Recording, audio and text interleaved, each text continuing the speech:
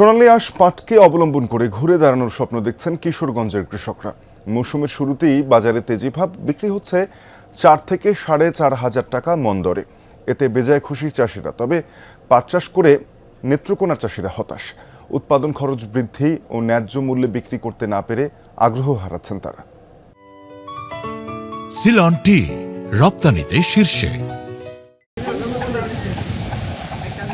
এক সময় স্বর্ণতন্তু সোনালী আঁশ খ্যাত পাট চাষে দেশের অন্যতম প্রসিদ্ধ জেলা হিসেবে পরিচিত ছিল কিশোরগঞ্জ জেলা। তবে 80-র দশক থেকে পাট শিল্পে ধস নামতে শুরু করলে ম্লান হয়ে ওঠে অতীত গৌরব। বাজারে দেখা দেয় পাটের অস্বাভাবিক দরপতন, ফলে পাট চাষ থেকে মুখ ফিরিয়ে নেয় কৃষক। তবে অর্ধযুগ ধরে পরিবর্তন দেখা যাচ্ছে কিশোরগঞ্জ জেলায়। বাড়তে থাকে চাহিদা, বাজার দরেও আসে তেজিভাব। ঘুরে দাঁড়ানোর স্বপ্ন দেখতে শুরু করেন স্থানীয় কৃষক। মানভেদে মন প্রতি পাট বিক্রি হচ্ছে 4 থেকে 4,500 টাকা দরে। প্রতি মনে উৎপাদন খরচ পড়ছে সর্বোচ্চ 1200 টাকা।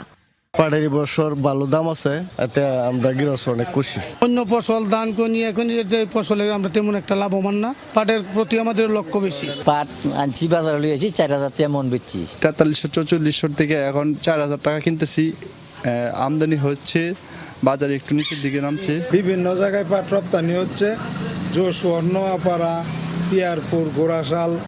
আবহাওয়া অনুকূলে থাকায় ভালো ফলন হয়েছে। স্থানীয় কৃষি অফিস বলছে, পাট পণ্যের ব্যবহার উত্তরোত্তর বৃদ্ধির পাশাপাশি রপ্তানি অব্যাহত থাকলে ঘুরে দাঁড়ানোর স্বপ্ন ডানা মেলবে। সরকারের নানাবিধ উদ্যোগের কারণে এই পাটের চাহিদা দিন দিন বৃদ্ধি পাচ্ছে। অর্থাৎ পাটজাত পণ্যের ব্যবহার যেমন বাড়ছে, তেমনি পাট বিদেশে রপ্তানির যথেষ্ট রকমের সম্ভাবনা দেখা দিয়েছে এবং রপ্তানি হচ্ছে।